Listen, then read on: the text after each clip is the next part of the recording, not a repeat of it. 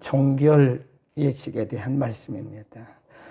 이스라엘 백성들이 아닌 이방인들에게는 이런 종결 예식이 필요가 없습니다. 하나님께서 이방인들에게는 이것을 하라고 말씀하시지도 않았어요. 이스라엘 백성들은 하나님께서 말씀하시기를 내가 거룩하니 너희도 거룩하다. 명령입니다. 거룩은 명령이다. 써놓으세요. 거룩은 선택이 아닙니다. 성도의 거룩은 필수입니다. 구원받은 사람이 이 땅에서 살아가는데 거룩하게 살아가고 정결하게 사는 것은 우리의 옵션이 아니에요. 선택이 아니에요. 이스라엘 백성들은 하나님께서 분명히 말씀하시기를 내가 거룩하니 너희도 거룩하다 라고 말씀하심으로써 거룩은 명령이요, 사명이요, 의무라는 사실을 말씀하셨어요. 그러니까 오늘 그리스도 안에서 구원받은 우리들이 거룩하고 정결하고 구별되게 살아가는 것은 우리의 선택이 아닙니다. 우리가 좋고 나쁘고를 따지는 게 아니에요. 하나님의 명령이기 때문에 우리는 거룩하게 살아야 되고 그것이 생명입니다. 그래서 구원받은 우리들에게서 거룩이 없으면 생명력이 없는 것이에요. 우리가 성경을 아무리 많이 알아도 그것은 생명력이 없는 겁니다. 우리의 삶이 거룩한 삶으로 하나님 앞에 드려지지 않으면 사실은 우리가 어떤 의식도 의미가 없어요. 그거는 세리머니 하는 거예요. 우리는 세리머니 하는 게 아닙니다. 예배도 거룩해야 돼요. 예배가 무슨 장난치는 게 아닙니다. 농담하는 게 아닙니다. 예배는 한 사람이 모였던, 두 사람이 모였던, 100사람이 모였던, 1000사람이 모였던 예배는 거룩해야 돼요. 아멘. 우리의 기도도 장난하는 게 아니에요. 농담하는 게 아닙니다. 기도도 거룩해야 됩니다. 그래서 예수님께서 기도를 가르쳐 주셨어요. 너희 마음대로 기도하지 마라. 너희는 이렇게 기도하라 라고 예수님께서 기도를 가르쳐 주셨어요. 기도의 샘플입니다. 그게 주님 가르쳐 주신 기도예요. 주기도. 그 굉장히 중요한 겁니다. 여러분 기도가 잘 안 되면 그냥 주기도 하세요. 네, 그냥 중언부언 막 그렇게 하지 말고 이 기도가 거룩해야 돼요. 기도라고 하는 것은 나의 요구만 하나님 앞에 막 알려드리고 나의 청구서만 드리고 끝나는 게 아니에요. 하나님의 뜻이 이루어지기를 원하는 게 진정한 기도입니다. 우리의 설교도 거룩해야 됩니다. 말장난이 아닙니다. 어떤 사람들은 이 거룩한 단에서 막말을 막 하더라고요. 욕도 하더라고요. 정말 그런 모습을 볼 때마다 가슴이 뜨끔뜨끔하고요. 철렁철렁해요. 저렇게 하는 게 아닌데 또 거기에 아멘 하는 사람들은 뭡니까? 뭐 욕을 해도 아멘 그래요. 아, 저거는 정말 아니다 하는 생각이 많이 들어요. 우리의 일상생활도 거룩입니다. 성도가 먹을 것과 먹지 말아야 할 것, 입을 것과 또 입지 말아야 할 것, 해야 할 말과 하지 말아야 할 말, 거룩입니다. 거룩. 성도는 거룩성을 잃으면 생명을 잃은 것이나 똑같아요. 하나님이 어떤 사람이 악성 전염병에 걸렸다가 나았다. 그러면 공동체로 들어오면 끝나는 거 아니에요? 그런데 더 복잡해요, 사실은. 이렇게 복잡합니다. 어떤 사람이 나병에서 걸렸다가 났어요. 그냥 난 게 아니에요. 가서 제사장이 진찰을 해야 돼요. 다시 공동체 들어오기 전에 제사장이 가서 진찰을 하고 진단을 해요. 아, 낫다. 그리고 공동체에게 객관적으로 선포를 합니다. 이 사람 낫습니다. 그게 끝나는 게 아니라니까요. 거기 보면 번제를 드리고 속건제를 드리고 속죄제를 드리고 옷을 다 빨고 그 다음에 기름을 바르고 피를 뿌리고 이런다니까요. 그러니까 물론 신약에 와서는 우리가 그리스도 안에서 모든 것이 다 이루어졌고 우리의 신앙 양심에 따라서 하는 거이기는 하지만 그래도 우리가 예수 믿는 일에 대해서 과정과 절차를 무시하는 것은 정말 아닙니다. 모든 것이 다 순서가 있고 과정과 절차가 있는 거예요. 무슨 일을 하든지 이게 과정과 절차를 거쳐서 하는 거다. 하는 것이 다. 그러니까 하나님의 일이라고 해서 우리가 어떤 순서도 없고 절제도 없고 중구난방으로 하는 것은 무질서 자체다. 그러니까 한 사람이 악성 전염병에 걸렸다가 나았는데 이 사람이 이 말하고 저 사람이 저 말하고 그러면 안 된다고요.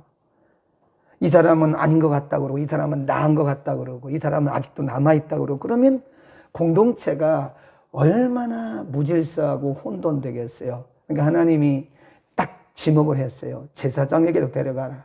아니면 제사장이 가서 진찰을 해라. 그리고 제사장이 가서 완치 판정을 했다 할지라도 그 사람이 바로 공동체에 들어오는 게 아닙니다. 이렇게 복잡해요. 어제는 이제 양을 잡아서 번제 드리고 속죄제 드리고 속건제 드리는 거 말씀했잖아요. 오늘은 가난한 사람들은 그럼 어떻게 할 것이냐. 양을 잡아 드릴 수 없는 사람 어떻게 해야 되는가. 거기 보면 비둘기를 잡으라 그랬어요. 21절 그가 가난하여 이에 힘이 미치지 못하면 그는 흔들어 자기를 속할 속건제를 위하여 어린 수양 하나고 줄거세요. 어린 수양 하나 수양입니다. 소제를 위하여 고운 가루 에바 10분 1 기름 섞은 것 기름 한 록 22절 그 힘이 미치는 거기 줄거세요. 그 힘이 미치는 대로 산비둘기 둘이나 집비둘기 새끼 둘을 취하되 하나는 속죄제물로 하나는 번제물로 삼아 쭉 드리라 그러고요. 25절에 보면 속건제의 어린 양은 이랬어요. 그러니까 돈이 있는 사람들은 다 양 잡아서 수양 잡아서 속죄제, 속건제, 번제 다 드리라 이거예요. 그러나 가난해서 그 다 속건제, 속죄제, 번제를 다 양으로 할 수 없을 때는 단 한 가지예요. 속건제. 속건제라고 하는 것은 죄를 위해서 드리는 거거든요. 그것만은 양으로 드리고 나머지는 다 집비둘기로 해라. 이 공통점입니다. 매우 중요한 얘기예요. 돈이 있는 사람이나 없는 사람이나 부자나 가난한 사람이나 다 똑같아요. 드리는 재물만 틀려요. 네. 부자도 양을 잡아서 속건제를 드려야 되고요. 속죄제, 소제 드려야 돼요. 번제 드려야 돼요. 가난한 사람도 비둘기로 대체했을 뿐이지, 예. 그건 우리에게 뭘 말씀하는가 하면, 부자나 가난한 자나 모든 사람들에게는 그리스도가 필요한 거예요. 예. 가난하니까 다른 방법으로 예수 믿고, 돈이 있으니까 다른 방법으로, 그거 아닙니다. 돈이 있으나 없으나 배웠으나 못 배웠으나 높은 자나 낮은 자나 모든 사람들은 다 예수 그리스도. 그래서 우리가 그리스도를 뭐라 그래요? 만민의 구주 그럽니다. 만민의 구주 예수여 그러잖아요. 동서양을 막론하고 흑인이나 백인이나 화견종이나 누구나 다 예수 그리스도를 통해서 죄사함을 받는 것이다. 그래서 예수 그리스도를 만민의 구주라고 얘기하는 겁니다. 가난해도 예수를 믿어야 구원받아요. 예수의 보혈을 통해서 죄사함을 받는 거예요. 정결케 되는 겁니다. 부자도 마찬가지예요. 부자도 그랬다는 거예요. 그럼 우리는 부자도 예수를 믿어야 되고요. 가난한 자도 예수를 믿어야 됩니다. 가난하다고 해서 물질적으로 가난한 거지. 에? 여러분 가난하다고 해서 예수 안 믿어도 구원받는 거야. 다 똑같아요. 부자나 가난한 자나 번제, 소제, 속건제 다 드려야 돼. 여기 보면 거기 공통점을 잘 보셔야 돼요. 거기 보면 21절 보세요.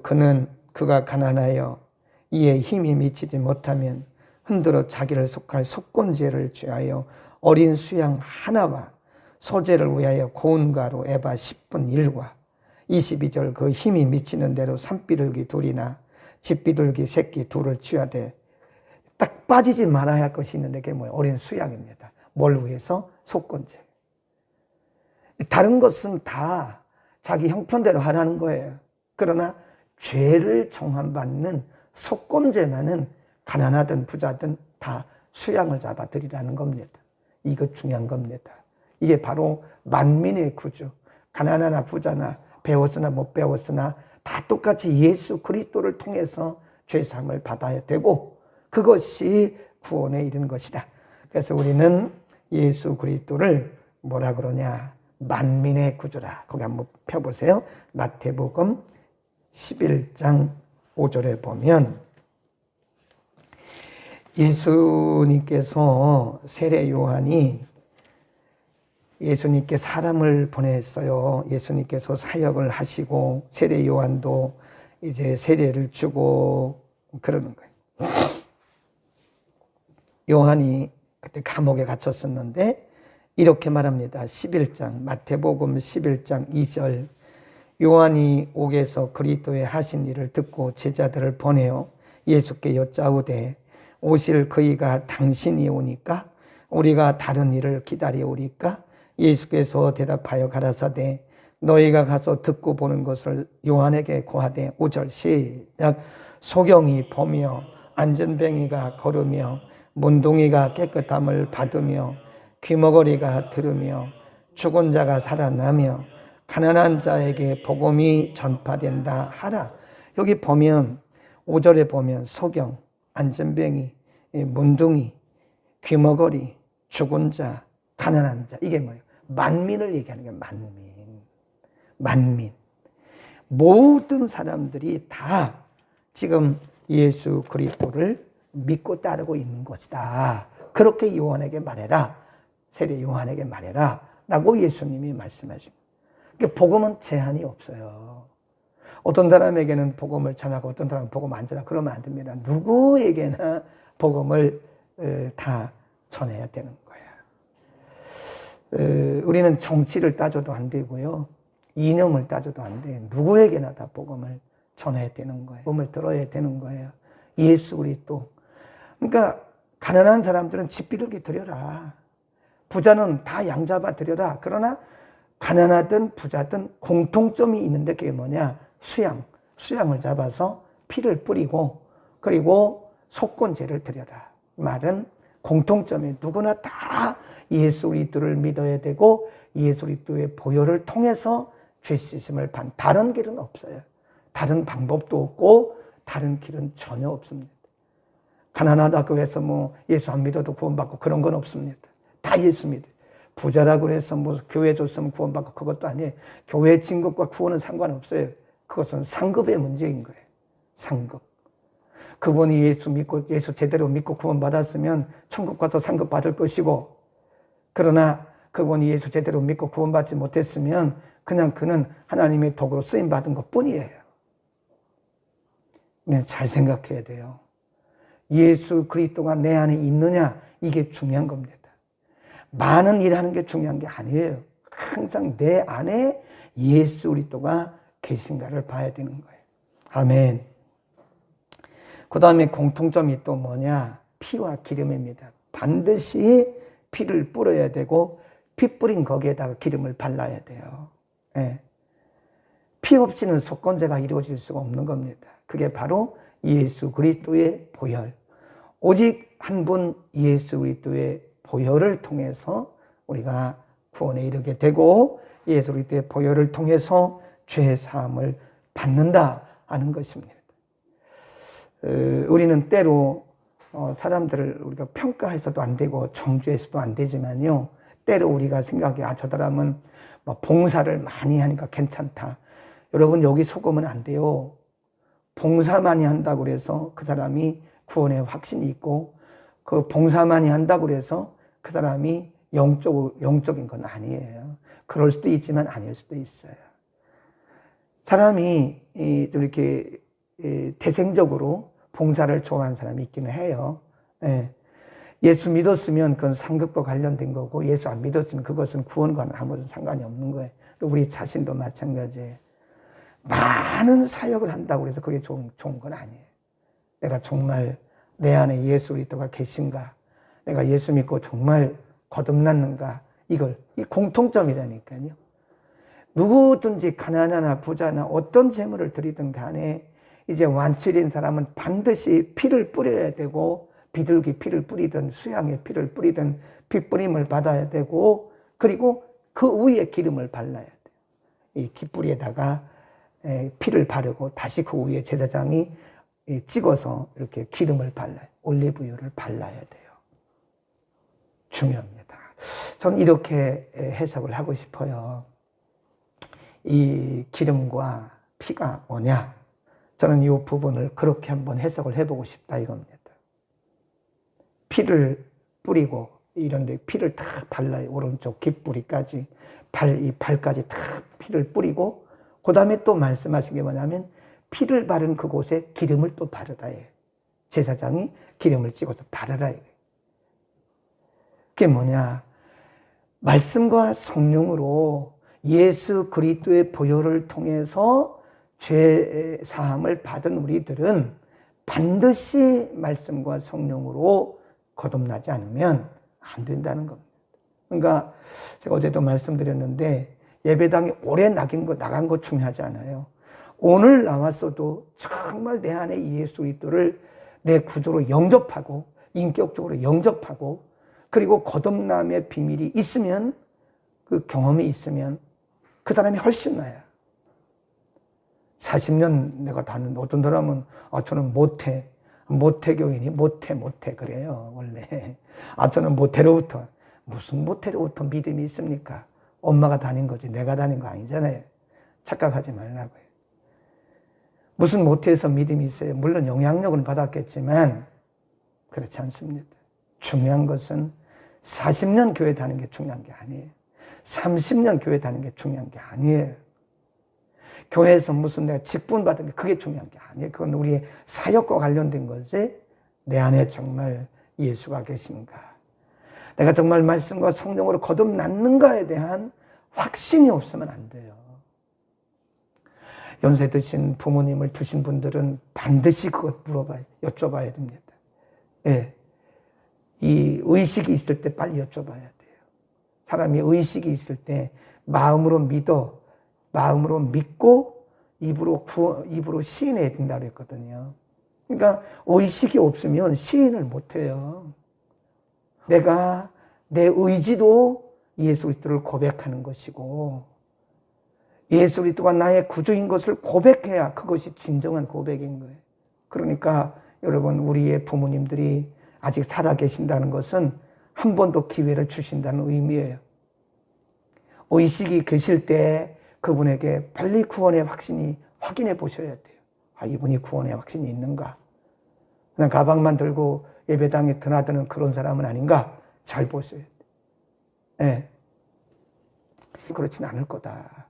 어른들도 하나씩 그렇게 하지는 않겠지만 한 사람 한 사람 불러서 구원 상담을 하면 아마 어른들 중에도 부활의 확신도 없고 구원의 확신도 없고 예수 믿은 그 어떤 거듭남의 그 확신도 없을 수도 있다. 그 얘기를 듣고 깜짝 놀랐어요. 충격을 받았어요. 그럴 수 있겠구나. 어른들도 하나하나 불러서 전도사님, 장로님들 다 불러서 한 번씩 물어보면 정말 이분들에게도 구원의 확신이 있을까 상담하지는 않겠습니다만은 만일 상담한다면 하나하나 불러서 구원 상담한다면 어른들 중에서도 이런 그냥 선무화과가 그냥 우수수 떨어지듯이 이럴 수도 있겠다 하는 생각을 했습니다. 제 생각입니다. 아닐 수도 있고 그럴 수도 있습니다. 제가 좀 과격하게 말하는 것은 모든 사람들에게 동일하게 피를 뿌리고 기름을 바르듯이 모든 사람들이 예수 그리스도를 믿고 거듭남의 비밀이 있어야 된다. 거듭나야 된다는 거예요.